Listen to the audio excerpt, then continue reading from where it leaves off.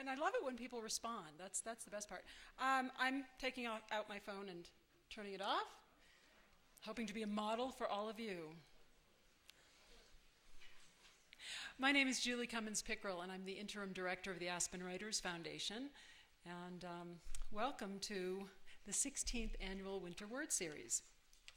Before we get started, I'd like to thank a few people without whom we would not be able to do what we do year after year.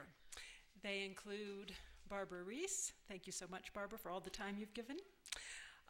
The Hotel Lanedo and Daniel Delano, who's been generous with us for many, many years. The Aspen Times, Aspen Public Radio, the Aspen Skiing Company, the City of Aspen, and Les Dames d'Aspen, who has been supporting Winter Words since the very first year, as I said, 16 years ago. So hallelujah for them.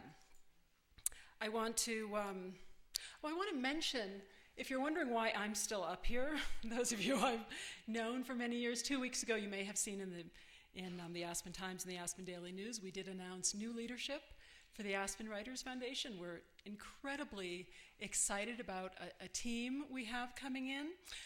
Maurice LeMay is the new director of the Writers Foundation, and Adrienne Brodeur is the new creative director. Maurice, however, has a full teaching load through the rest of the semester and will be here up and running full-time the third week in May. So I know you'll all really enjoy getting to know Mo. And Adrienne, who is based in New York, will be traveling back and forth to Aspen frequently, and she'll be here full-time for Aspen Summer Words and several times throughout the year. So we'll look forward to introducing you to them. You will love them as much as we do. I also lastly want to thank three very important, very hard-working women, and they are Jamie Kravitz, Lauren Lowinger, and Sarah Halterman, three of the hardest working women, I was going to say in show business, but in nonprofits today.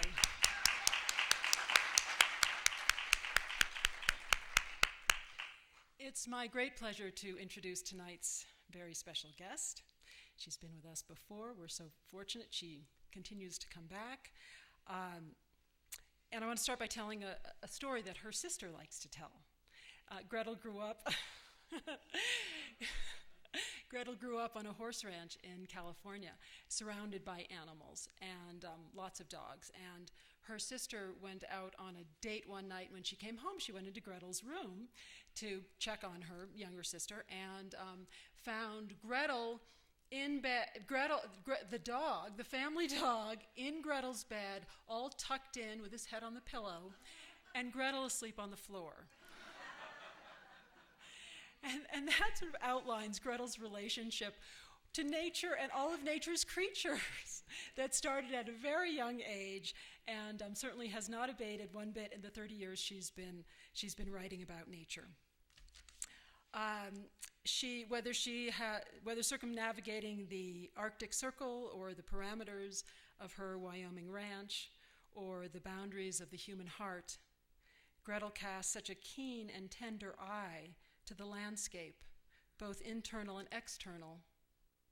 Landscapes that many of us would sometimes characterize as hostile, that we, her readers, are allowed to experience these places and people and connections and beauty we otherwise would surely have missed. She's what in the theater we would call a triple threat. Her 13 books include narrative essays, novel, memoir, poetry, a biography, a children's book, maybe more quadruple or she does it all. And along the way, she's amassed a host of awards, including the 2010 Penn Thoreau Award and a Guggenheim Fellowship. Her work has been anthologized in Best Essays of the Century, Best Spiritual Essays, Best Travel Essays, The Nature Reader, and many others. And it seems hard to believe given how prolific she is, but when writing, she says she doesn't plot her way. Rather, after massive amounts of research, she lets the story guide her. And she says that every day must have its own surprise. We're so very fortunate to have her here to surprise us now. Please welcome Gretel Ehrlich.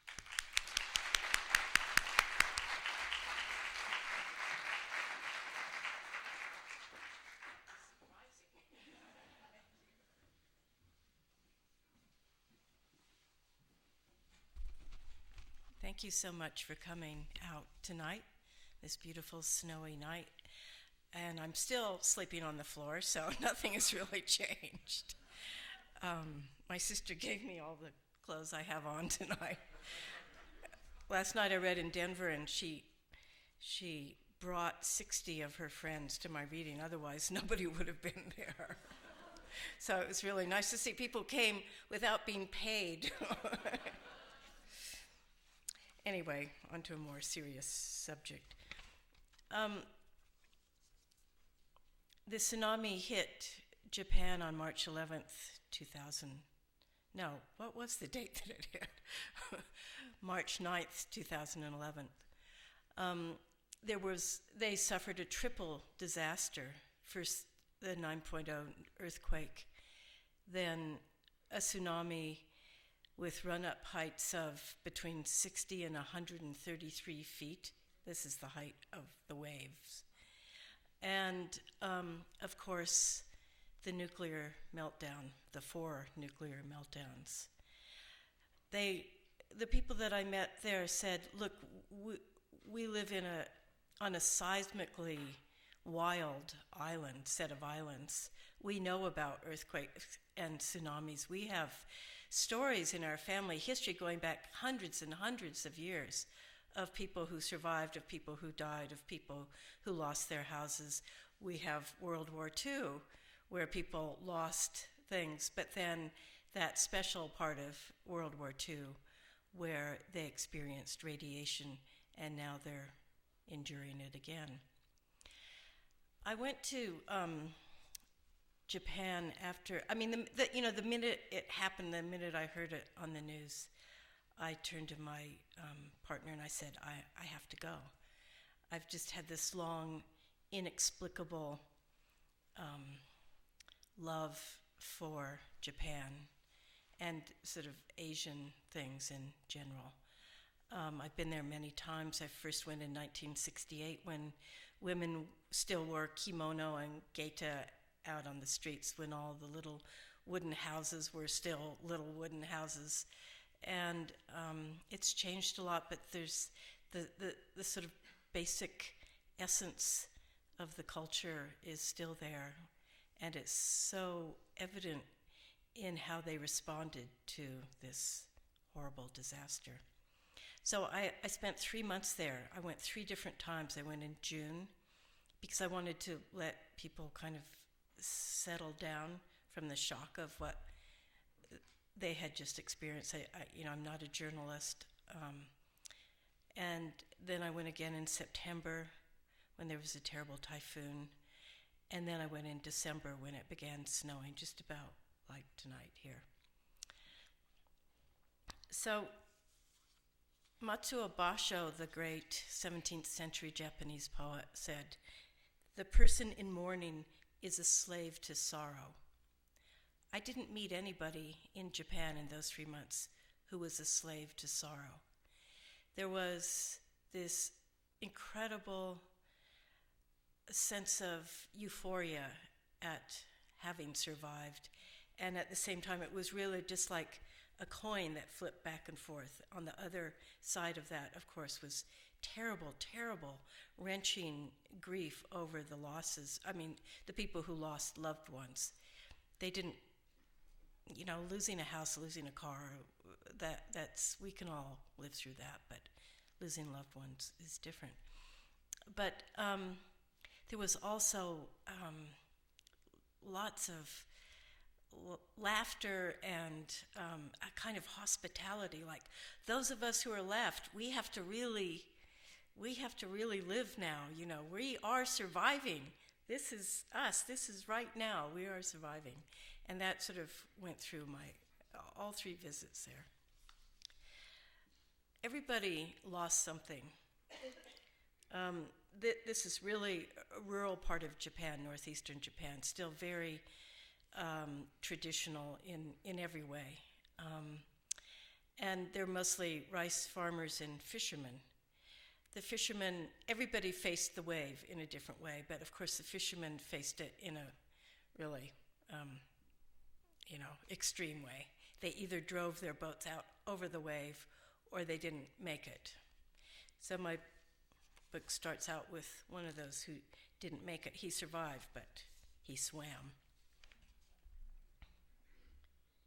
Mizu no Michi, the path of water, how one swims in it and what it teaches along the way. A wave rises from a seismic rip in the seafloor. It spreads out low and travels at jet speed, mounding up as it hits shore. Kikuchi-san was driving when his car was almost shaken off the road. 6 minutes later, he turned towards his parents' house to rescue them, knowing that a tsunami would come, but his father was going the other way, bicycling toward the harbor. "Don't go there," Kikuchi-san yelled out, but the elderly man didn't hear. By the time he caught up with him, his father had climbed the seawall and was clutching a steel ladder, facing the sea. Kikuchi-san remembers a roar. Water was receding, surging backwards until the ocean floor lay exposed. "We've got to get out of here," he yelled, but his father didn't move. The roar intensified. A white line appeared at the horizon. The wave was coming fast. As Kikuchi-san climbed up to get to his father, water came at him. His father shook his head, refusing to budge. One last look, then the young fisherman jumped off the wall. When he turned back, his father was gone. My father chose to stay, and in that second, I accepted it and thought it would be the same for me too. Water towered over him. He saw a 9-ton squid boat teetering on the wave's crest, its glass attractor lamps swinging and shattering. The wave swept him into the river that splits the town of Kamaishi in half. He climbed onto a metal roof, but the water caught him there too, sucking him backwards, pulling him out to sea. The water roiled. It was black with diesel and gas, sewage, dirt, and blood. And Kikuchi-san rolled and thrashed inside its debris-marbled night. The collapsed wave took the fishermen all over the place. Heavy house beams and pieces of boats slammed into him. He grabbed a breath, went down, and shot up again. Shattered roof tiles skittered by.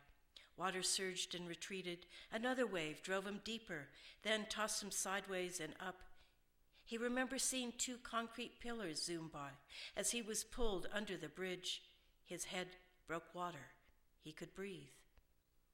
A piece of plastic buoy appeared, and he grabbed it. Retreating water took him back out, and another wave carried him in again.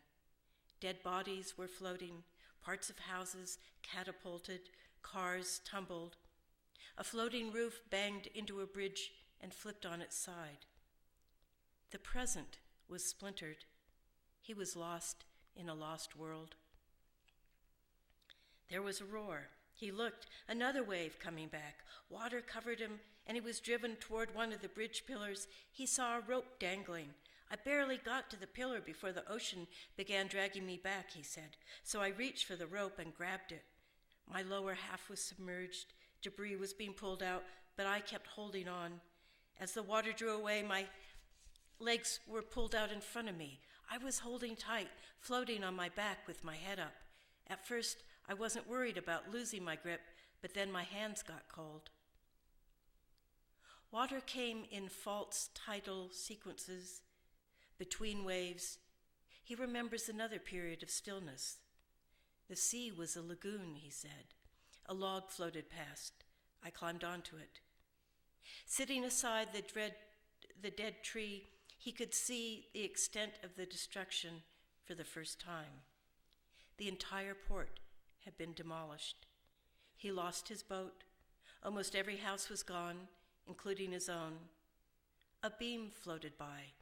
He was swimming in the remnants of his past.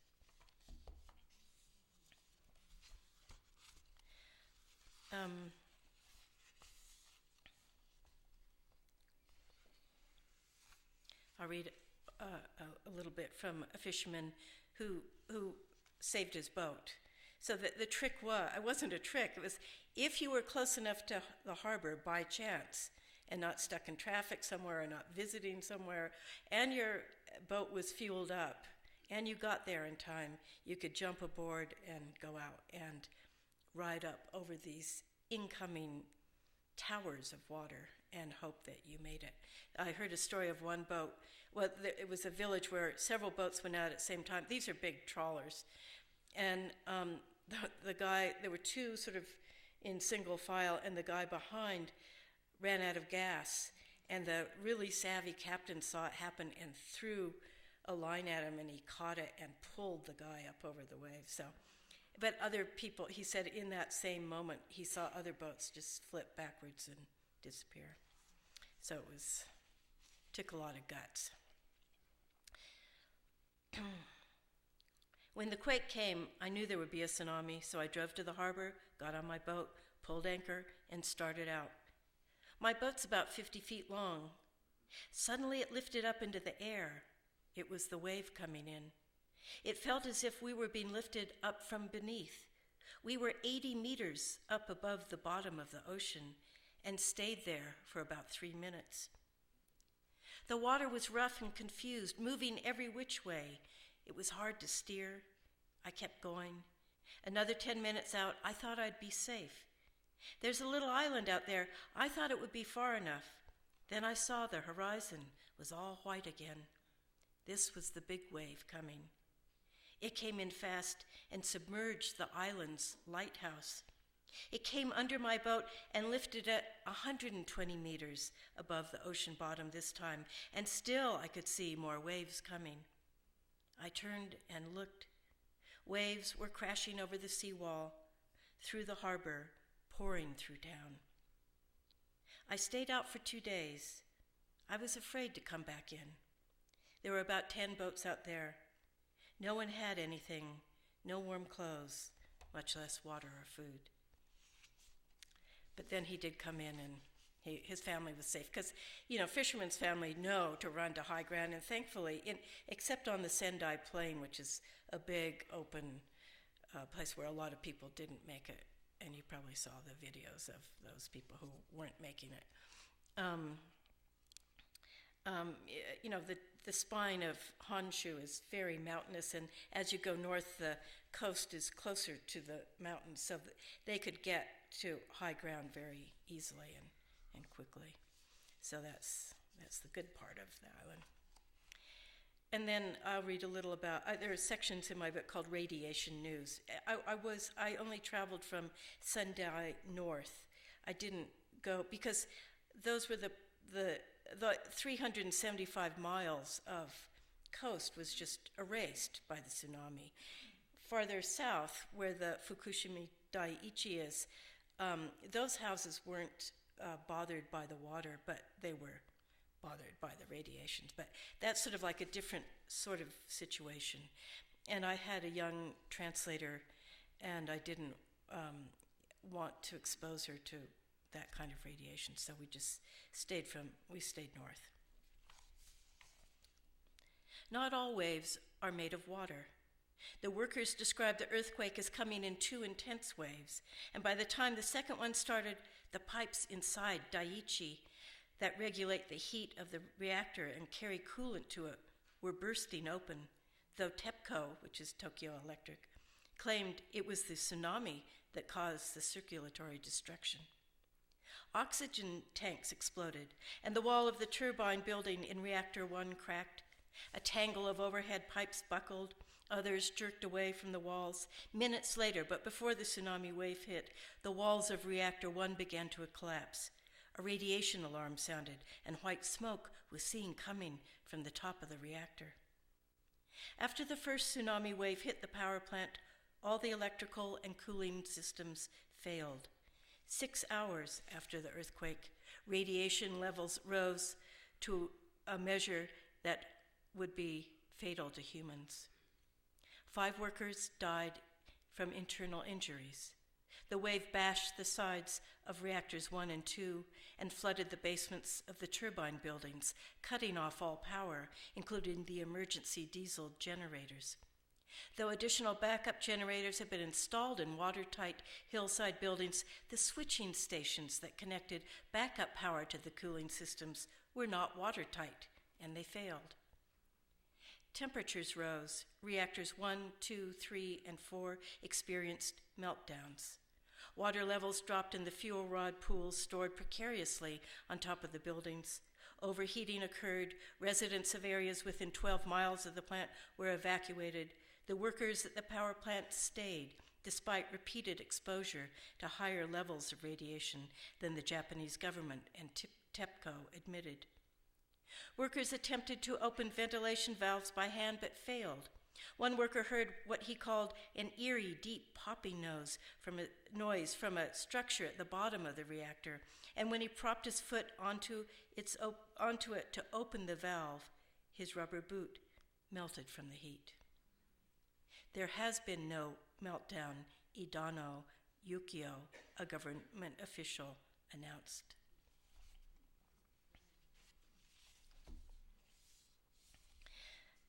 One of the people I spoke with when I was there was a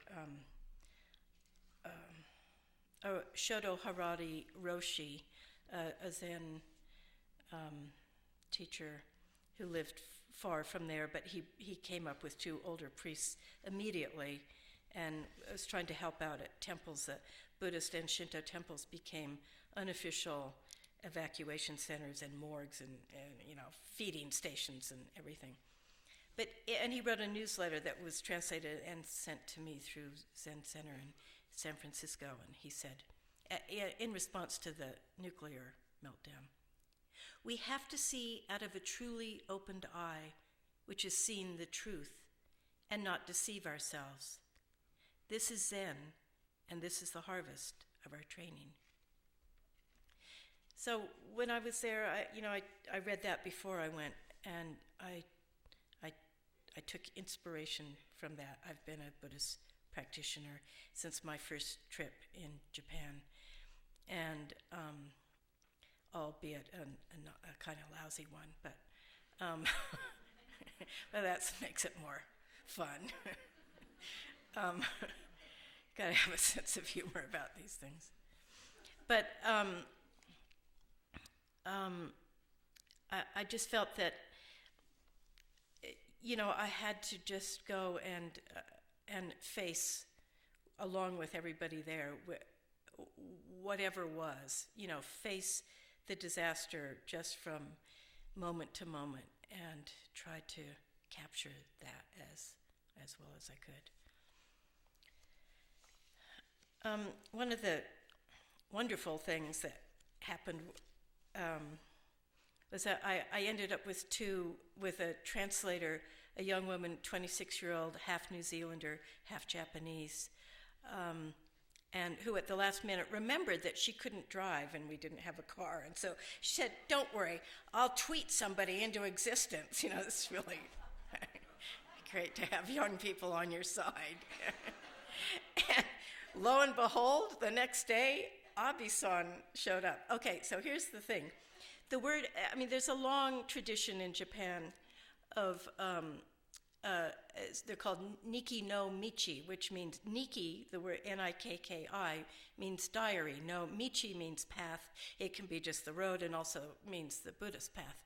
And it's a long tradition of writing travel narratives, of which Basho wrote the most famous Oku no Hosomichi, which happened to go through this whole area that was devastated by the tsunami.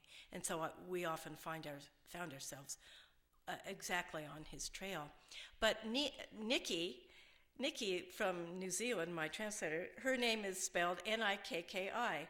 And the driver who showed up, who was this great Japanese long-hair hippie, had this battered-up van with a plywood bed in the back, but just, a really wonderful person. He had quit his job and had been doing volunteer work the whole time and is still doing it. And his nickname was Abyss, Abyss. So I thought, this is perfect. Nikki no Abyss. That is our mission. And off we went. And we really had no agenda. My only contact was with a Buddhist nun at a little country temple. And so we just stopped and talked to people. We sort of nosed around. So it was really wonderful. One of the people one of the people we met was an 84-year-old geisha in a small town, who was quite a character, and she brought some cheerfulness into this sort of dire scene. We're on the road again, and Abe-san plays that song. I roll down the window. What I thought would be fresh air is instead full of the stink of decadent refuse. Nikki sits cross-legged on the plywood platform in back, translating when she has to, checking emails and tweets when she doesn't. Down from the mountains we come to the town of Kamaishi. Our way is blocked by a ship that has come on shore. High on a hill, a huge white statue of Cannon looks down on Kamaishi's ruined harbor. What does the goddess of compassion think now? I asked Abe-san. He smiles. She says she has a lot of work to do. We're looking for an 84-year-old geisha whose life was saved by a sake merchant who hoisted her on his back and ran to safety. She's been dubbed the last geisha of Kamaishi, and we find her in an evacuation center, once the gym of the junior high. Her dancing name was Chikano Fujima, though she's also known as Ito-san. Still a beauty, with high cheekbones, gray hair pulled back tight, and sparkling dark eyes, she's the last holder of an ancient song, an uta called Hama Uta. Hama means beach, or the Kamaishi Bay fisherman song. People wanted to hear it again, she told me, and I'm not going to let any tsunami get in the way. She'd been preparing for a summer performance when the tsunami came. The Hama Uta always brought fish into the nets. It brought prosperity. I used a basket as a prop and put fish into it.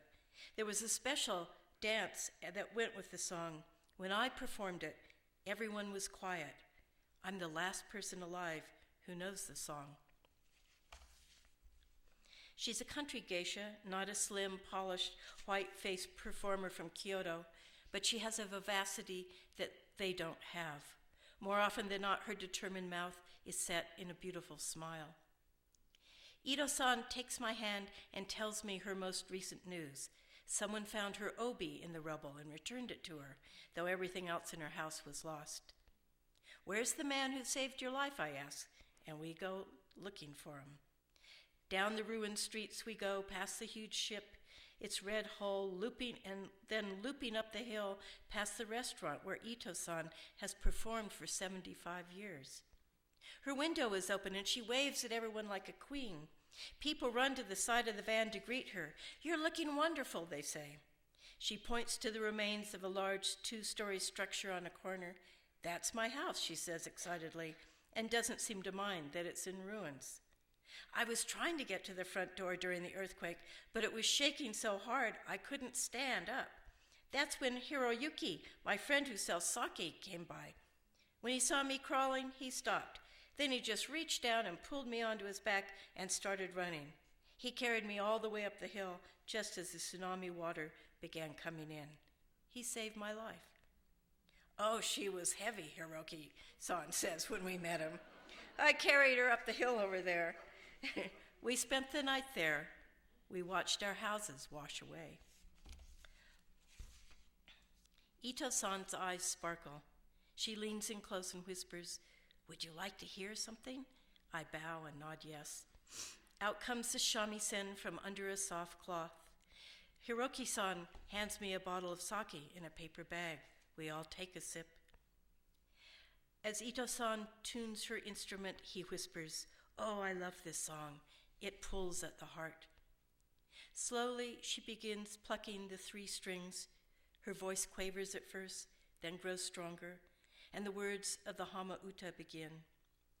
2 gifts, the bottle of sake, and the hum of the cavernous room going quiet as it fills with the sound of Ito-san's sweet song.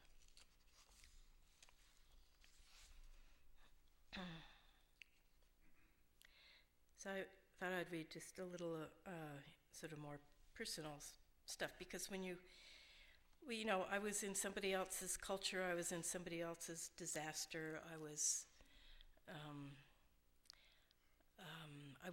grieving, but I couldn't I didn't know really how to express it.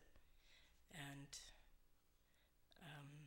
sometimes the other translator and I, whose family were rice farmers who lost everything, sometimes we just pull over on the side of the road and just start laughing without being able to stop, just laugh and laugh and laugh and laugh until, of course, the tears came. And then we'd hug each other and then keep driving. We didn't have to say anything. It was just a deeply moving time. And, you know, every day that I was there was really precious. I have a number of little chapters called Night, the things that you think about in the night when you can't sleep. Some interior scenes from sleep are too dark to bring into the morning. Others ooze out. I'd imagined the devastated coast would be black, but in June, it's dusty. I thought radioactive dust would be red, but it's gray. That hell would be falling ash and hot rocks, but it's moist air and crushed houses. I thought whole forests of bodies would roll onto the beach like cut trees, but they hide, submerged inside waves. Here in Sendai, I sleep on a futon with no blankets, no sheets. My homesickness is a turn of mind that journalists rarely mention, but is, I suspect, a constant plague. Before dawn and its seductive sounds of breakfast preparation, I plot my escape. The bus to Sendai Eki, the Shinkansen to Tokyo, the train to Narita, and a plane going home. I write to my lover, a former war correspondent, and ask him if I've been so thoroughly radiated here by nuclear fallout that I've gravely endangered my health and our happiness together. Have I acted rashly for no reason? Is it another kind of betrayal to stay? Is it a betrayal to all those who suffered here to leave? Lying half on, half off the futon, my heels rubbed the grain of the tatami. Once it was grass waving in the breeze. Now it is cut, tied, squeezed, bound, dead. I lift up, and as I do so, the cupboard doors begin shaking. For a few minutes, a violent tremor holds us. What kind of embrace is this? A second later, rain explodes as if passing clouds had been punctured. Gray cloud heads tumble down, concussing the ground. The back of my hand lands on the obento, a box lunch brought from the train. A day is a box in which earthquakes occur.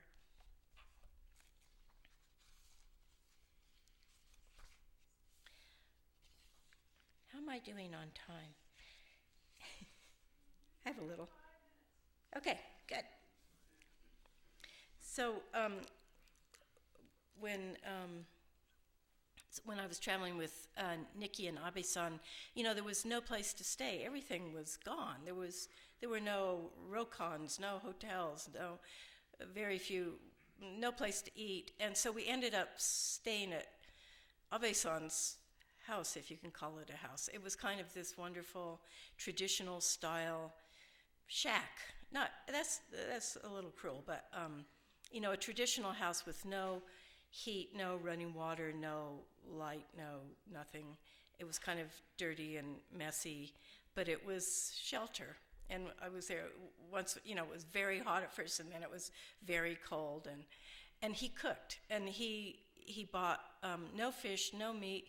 He bought vegetables that had been grown in Hokkaido and rice from the previous year's harvest so that we would stay healthy as possible.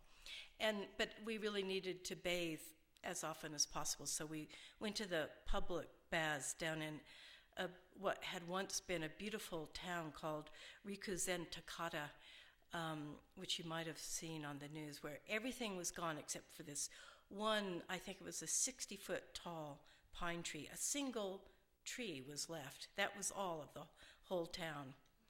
And just up the hill, there were public baths where all the volunteer workers from all over Japan were living and bathing, and so we went there too.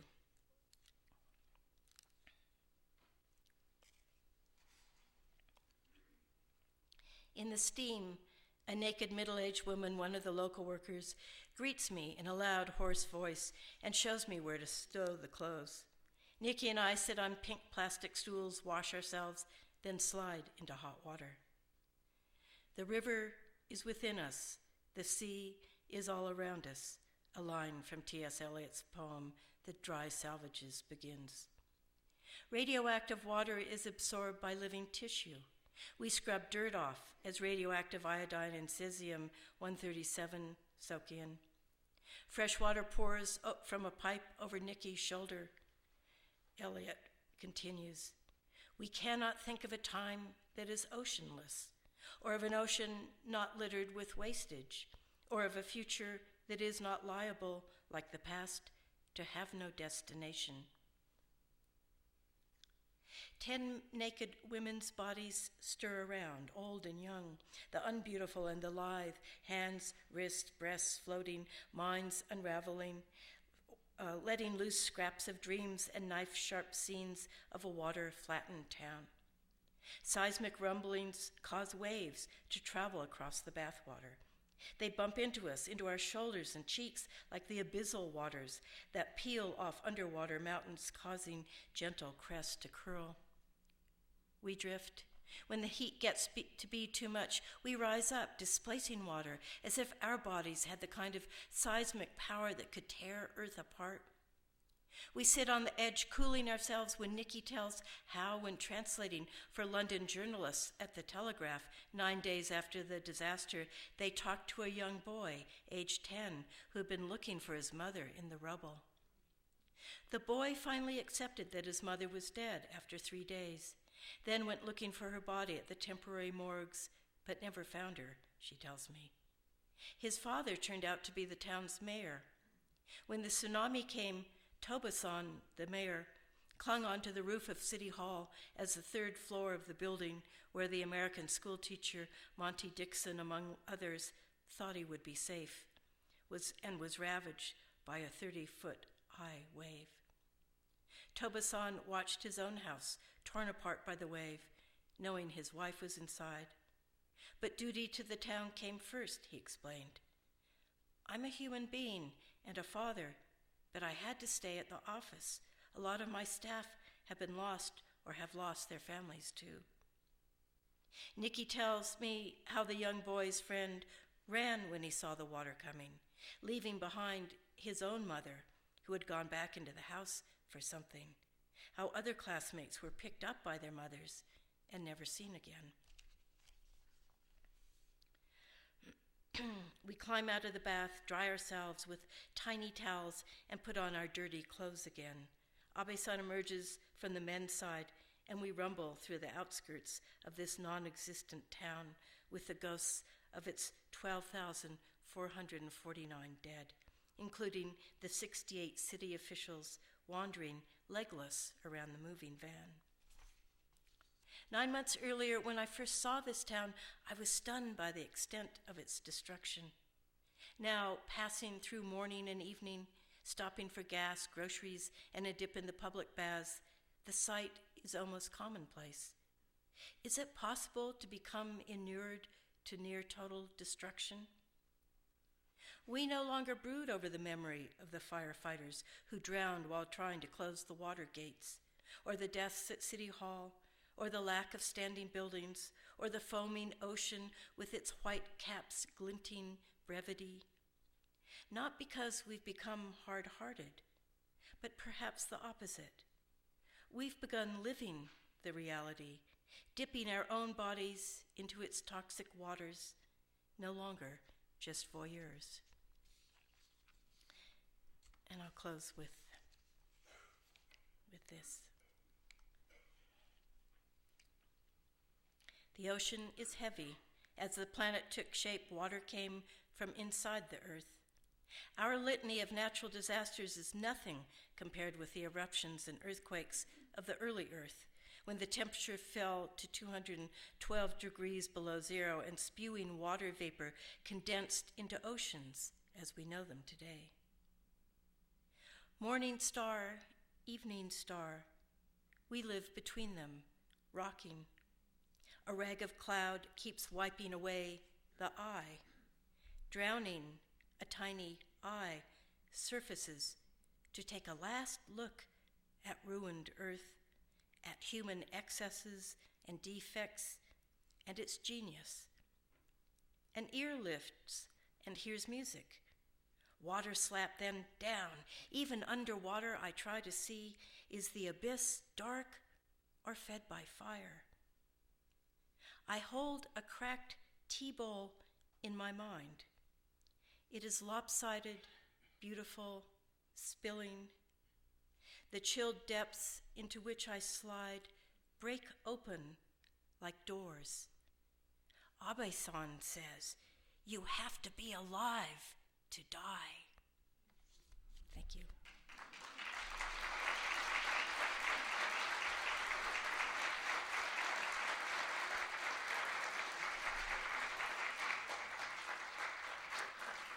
And now we have time for some questions, but please wait till the microphone comes to you as this is being recorded. Question. I left out so much. One thing I wanted to say was that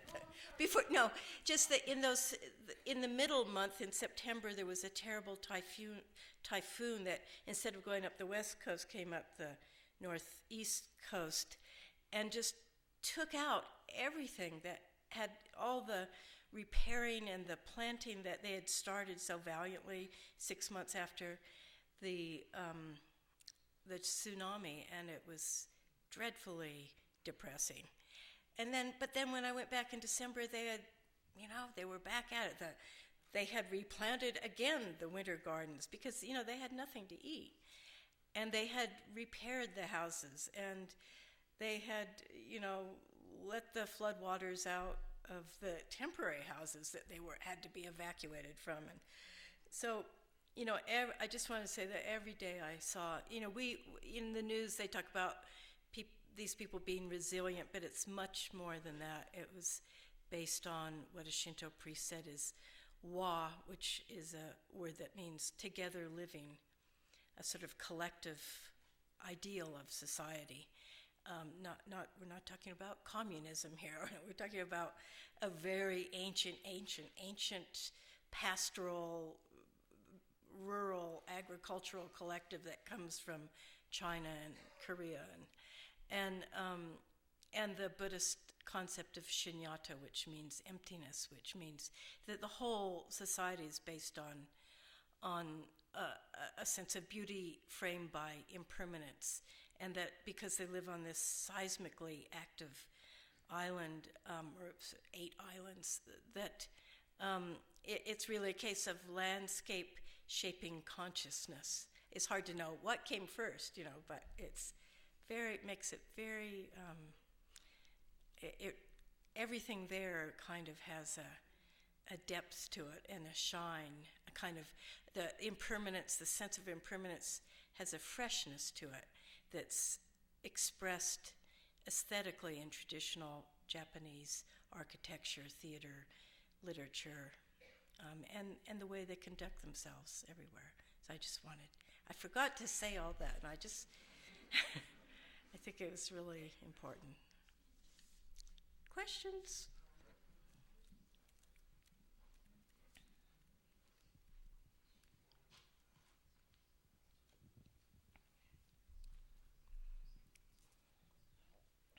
Thanks, Gretel. You mentioned in the beginning of some of the happiness among the survivors. And I too have survived an improbable event that chance would deem I shouldn't have.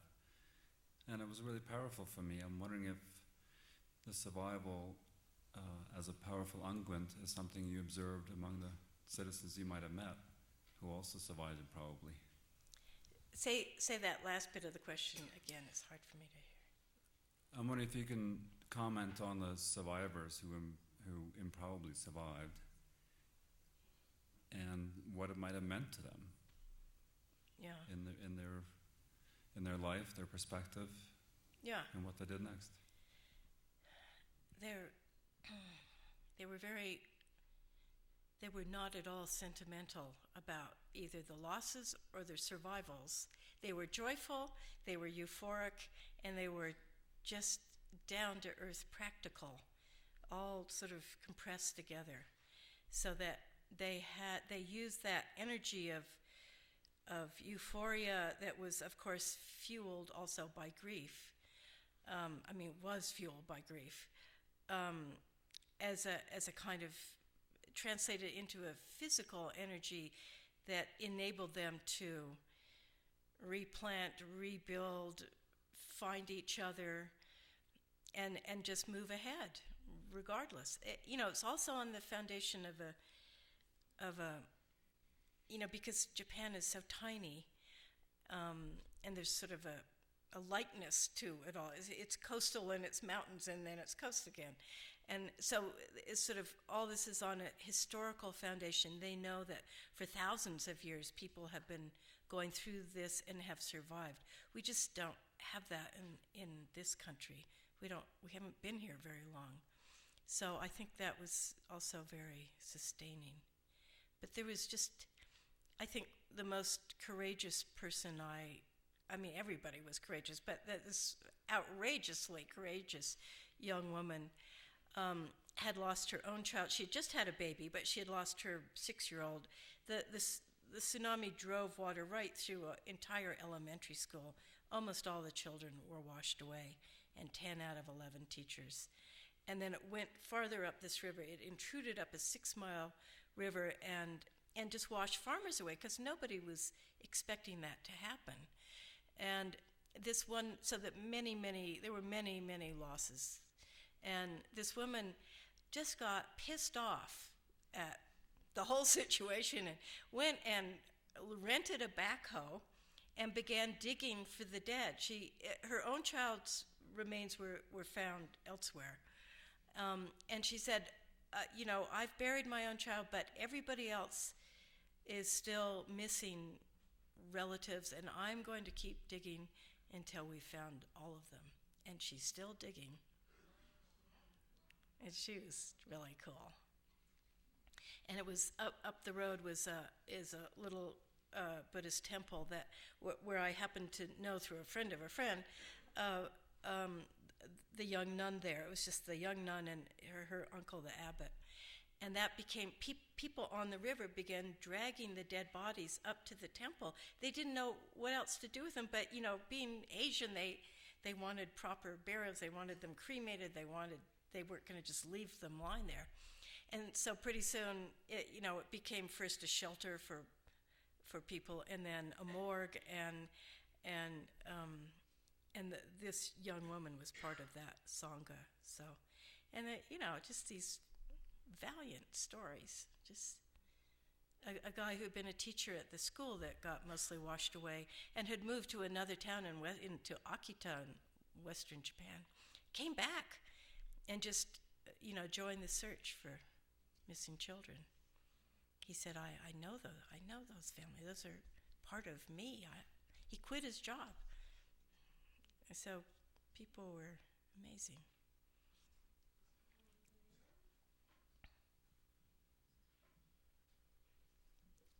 Thank you. I'm wondering if, in this experience in Japan, if you were reminiscing on your time in Greenland and this idea of loss and resilience, both with human resilience and the natural landscape and resilience, and if you could speak to any reflections you had in this experience to your travels in Greenland and elsewhere. Yeah. Well, in Greenland, people are losing their habitat. People and animals are losing their habitat and their culture because of climate change. And so the ice is going. And so if you've co-evolved with ice for thousands and thousands of years, you can't really make do without it. So that's and I've experienced that. I've been traveling with Inuit subsistence hunters on dog sleds for 20 years.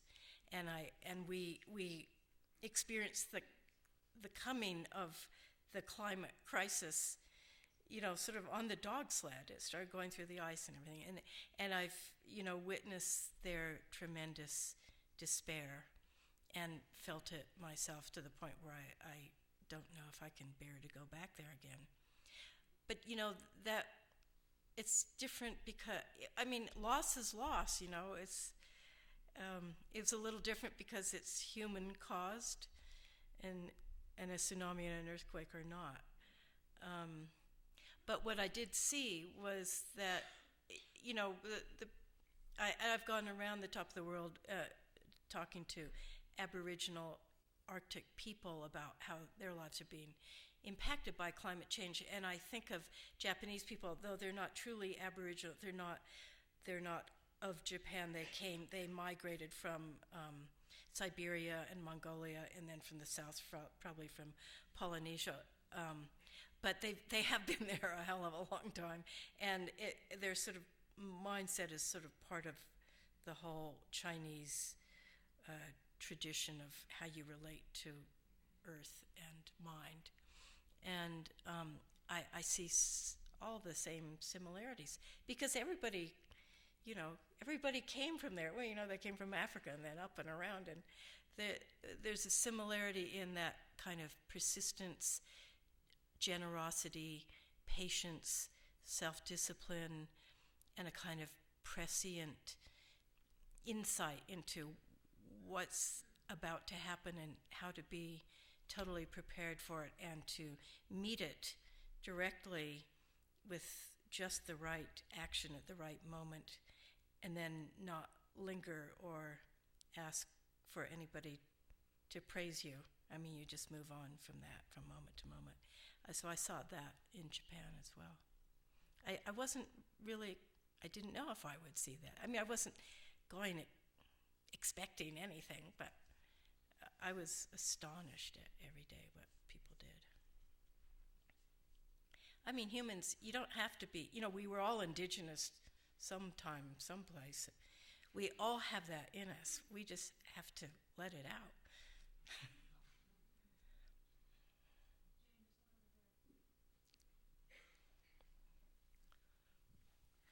I'm looking at the book cover, and I'm just wondering if the black brushstroke has any meaning, or if it was just a design.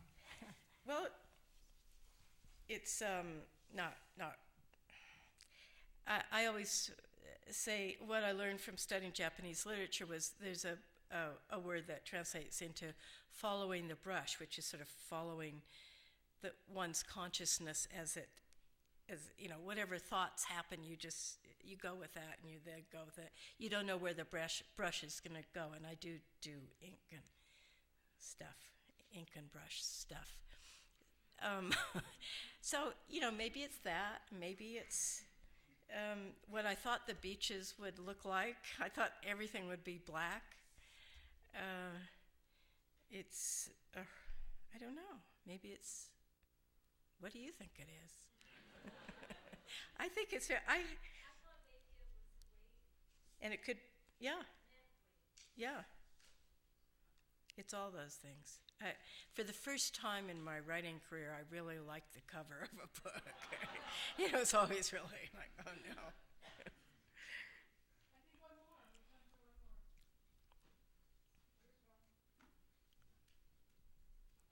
Oops.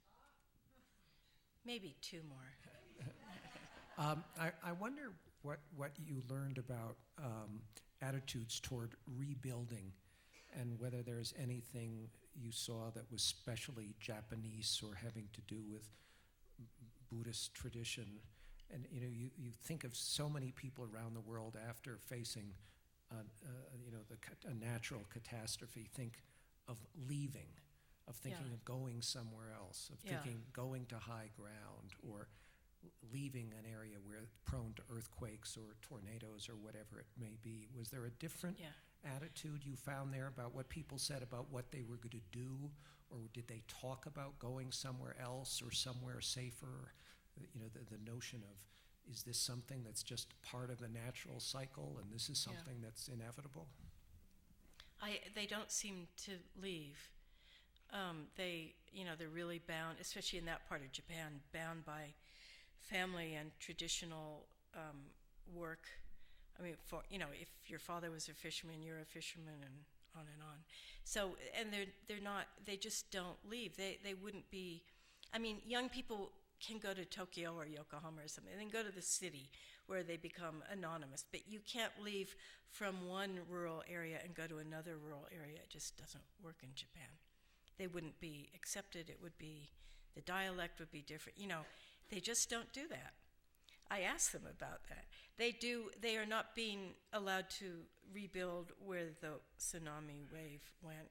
Many of the towns that weren't ruined have stones that mark where the last tsunami wave came in, so they built behind that. So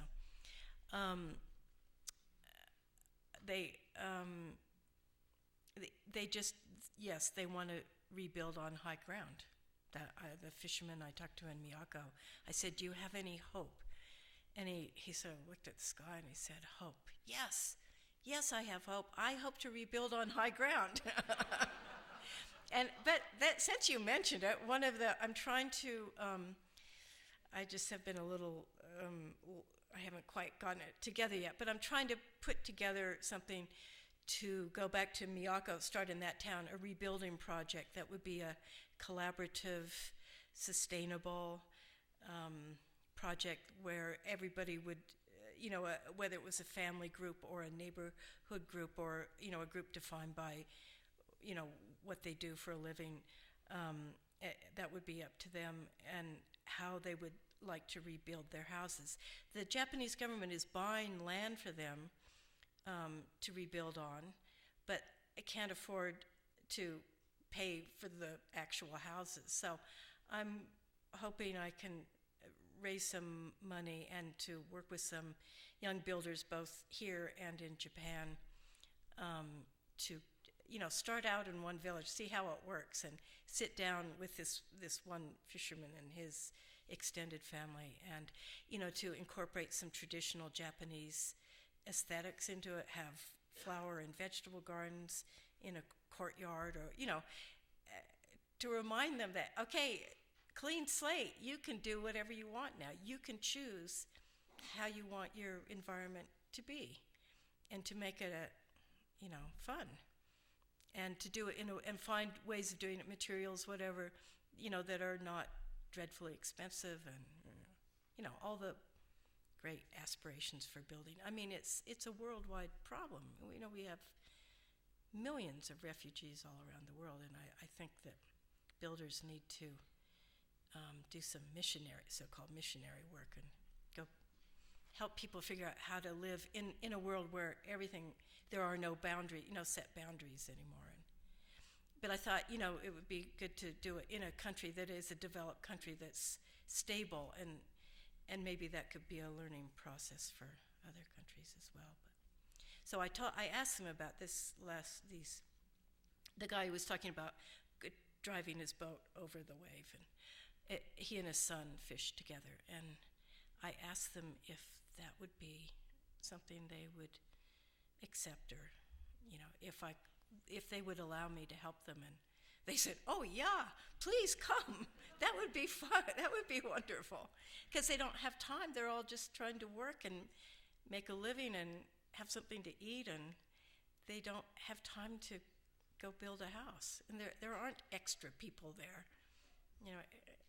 It's a very simple society. So anyway, okay, one last question. Thank you. I hope this is loud. I hope you don't mind a personal question about your thinking. When I think of what you've done, from where I see it, you've done something quite brave. When I think poisoned biosphere, radiation, my survival instinct kicks in, and I'm not sure I would have gone there. There's a difference between you and me, and it's not gender, it's age. I'm not kidding. I'm old. I mean, I talked to the doctor who saved my life when I was hit by lightning. I have been through a few disasters myself. And he laughed. He said, oh, God, after what you've been through, a little radiation won't hurt you. I said, okay, good, I'm going. No, I'm not at all brave. I'm a terrible coward. It just didn't scare me. Excellent. Thank you for going. What a marvelous adventure for all of us.